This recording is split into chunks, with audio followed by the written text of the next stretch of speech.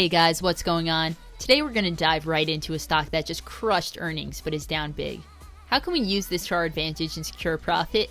Let's get right into it and find out. I'm looking at a set of figures that indicates that this is a new Ford, a Ford that's committed to profitability, and at the same time is still able to grow in a way that I didn't think Ford could do.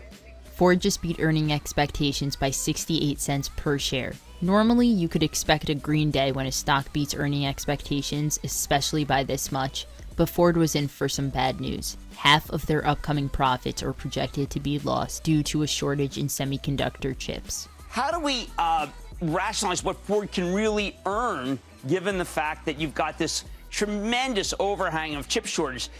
It's not like Ford stock is doing badly because there is less of a demand for their cars or that they did something wrong. In fact, we're seeing the complete opposite. Their cars are flying off the dealership floor. Even with Ford increasing the average car price by 30% due to high consumer demand. The Mach-E, completely electric, is sold out. It lasts an average of 4 days on the lot. The Bronco, sold out. It won't be filled for another 2 years. And Ford has plans to tap into the world of electric vehicles even further.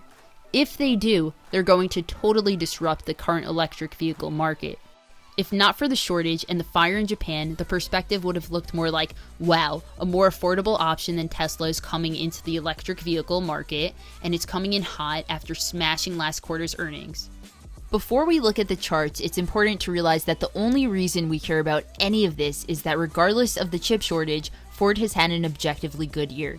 This dip gives us the chance to buy into Ford at a premium price. If this company is a hidden gem and there is a proven surge in demand for their vehicles, then this is actually a blessing for investors. You will not be able to buy in at a better price than now if they do end up getting their hands on these chips. On the day, Ford ticker symbol F is down 9.4% at market close, but let's zoom out and see what it's hit this year. Looking at the 52-week high, Ford actually hit 13.62.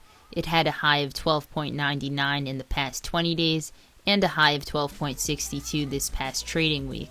In situations where the stock is hitting lows, it's just as important to look at the dips as well. It hit a 52-week low of 4.52 a year ago, and then it hit a low of 11.14 in the past 20 days, and that is where we find ourselves to be now.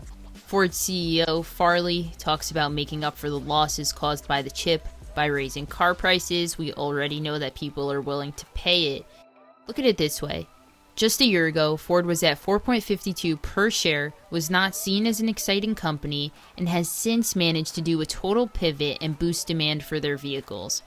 Because of this, I have a bullish perspective on this stock.